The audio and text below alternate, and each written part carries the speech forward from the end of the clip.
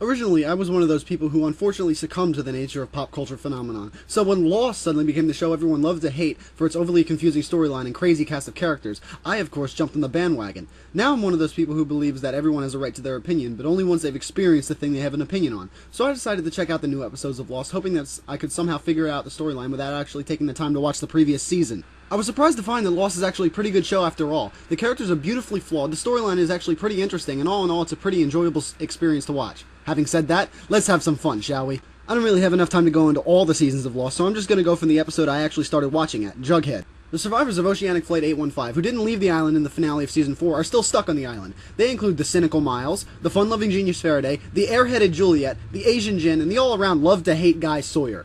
These bunch begin a momentous jump through time and space, experiencing characters we know from previous seasons in younger, more naive forms. Except for Alpert. Immortal weirdo. Back in the land of normalcy, the Oceanic Six's lives, i.e. Hurley, Sayid, Jack, Kate, and Sun, begin to fall apart. Hurley begins seeing dead people. Charlie, for instance, the show's now deceased beloved Aussie. Jack becomes an alcoholic after his relationship with Kate dwindles to nothing. Sayid begins killing people for the now off-island genocidal maniac Zep Hindle. Oh wait, Ben Linus. And Sun plans to kill Ben. Well, la-dee-da. In comes heroic John Locke, newly appointed leader of the others and all-around cool island dude. He begins saying things like, "We have to go back!" Of course, this does nothing, and eventually Ben has to do it himself after strangling Locke. Hey! Wake up, I'm not done yet. Meanwhile, Locke is also back on the island. He eventually helps the survivors stop the time jumps before being transported off the island himself, where he dons the alias Jeremy Bentham and starts recruiting the Oceanic Six. How'd that work out, John? Then, Ben, who I'm surprised to see is in a coma after the extensive beatings he takes, recruits the Oceanic Six to come back to the island using the help of Eloise Hawking, Faraday's mother. The survivors, initially refusing to go, find themselves on Ajira Airways Flight 316. Is destiny a factor? Ha! Guess what? It crashes! Where? Take a guess. Guess what else, though? Jack, Hurley, Kate, and Sayid find themselves in 1977. The Dharma Days! Hooray! Everyone else finds themselves in the normal time with the now clueless passengers of Ajira Airways. Guess what else? Locke's alive! Ben's shaking in his boots. Being that it's 1977 and that Sawyer, Juliet, Jin, and Miles are already in the Dharma Initiative, they can get their buddies into the program. Except Sayid.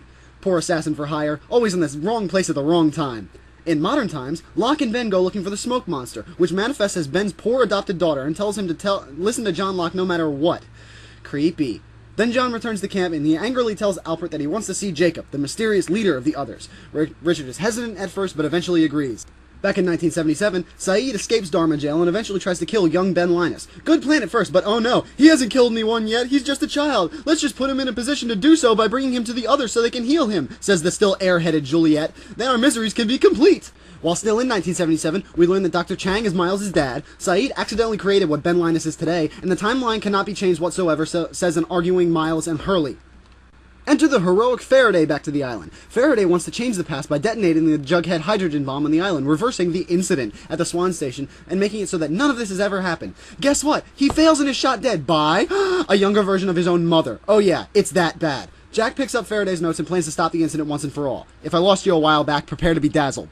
In the finale of Season 5, we are at long last introduced to the character of Jacob, leader of the others, who is seemingly afflicted with Richard Alpert disorder and doesn't age. But, curveball! We learn that Jacob is an enemy on the island who desperately wants to kill him, but can't because he needs a loophole of some kind. We learn that Jacob has come into contact with our main characters at one time or another in their respective miserable lives. Fast forward to the island. Locke goes to see Jacob and gets Ben to kill him. But it's not that simple. Locke isn't Locke at all. Locke's body is still dead on another part of the island. This Locke is Jacob's enemy in disguise. LOL. The bad guy just won. OMG. Meanwhile, in 1977, Jack plans to detonate Jughead to revert all the previous events in the series to normal, and effectively make all the previous seasons null and void, ROTFL.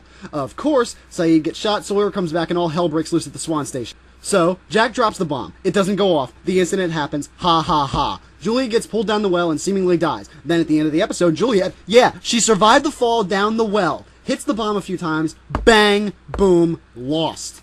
Despite the meager finale, which really raises more questions than it solves, I still think Lost is a pretty good show all in all. I only have one gripe with it. Jack Shephard. Yeah, Matthew Fox is a really bad actor. He plays a really whiny guy whose only purpose on the island is to inspire, if anything, angst and depression in the survivors. I hope the bomb killed him, so he doesn't have to go back to his life of alcoholism. But on to another subject. How about the people I really do like? Really, that's only 3 people on the show. Hurley, Miles, and Ben. Hurley and Miles are the comic relief of the show, which really needs it following days of drama-induced action the guys on As the World Turns would say, "What the what?" that to?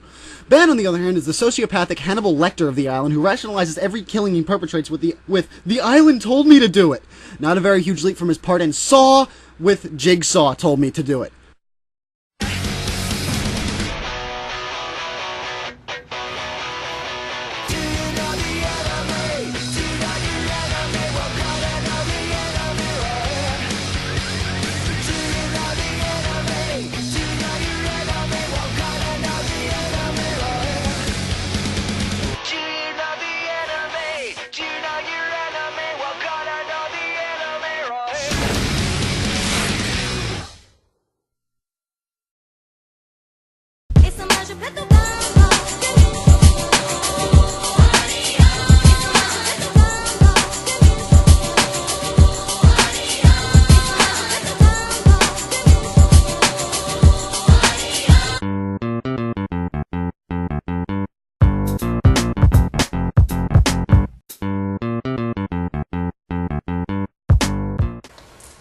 What are you doing?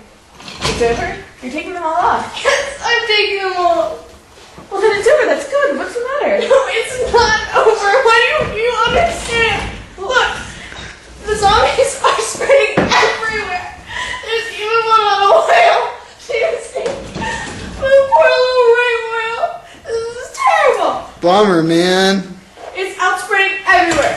North America, South America, all the continents. You know what? I don't even care about the stupid stuff anymore. We're all going to die unless we get together and we do something. You guys out there, you have to form a mob or of some kind. You have to get angry, okay? Like, okay? Like, seriously, you need to go out there and just, like, get whatever weapons you can find.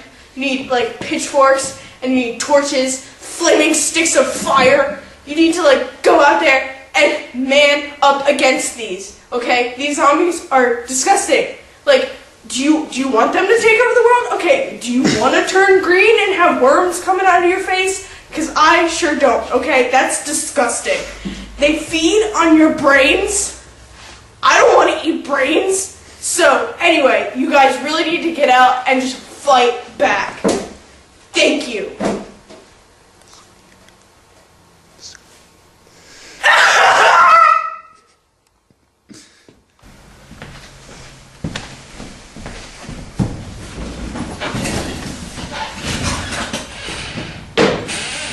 Really?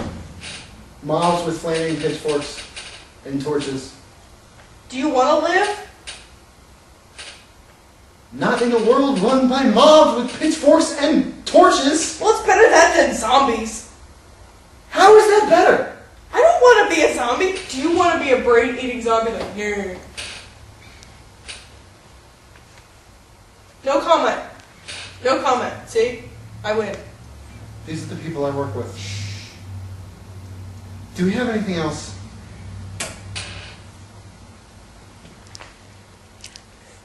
Yes.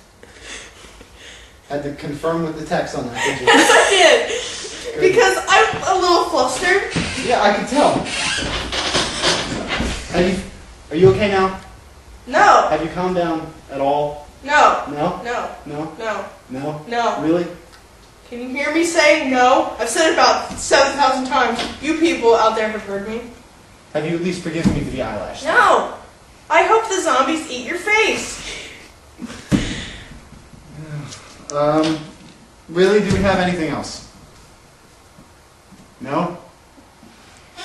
Okay. What's that noise? Oh my god.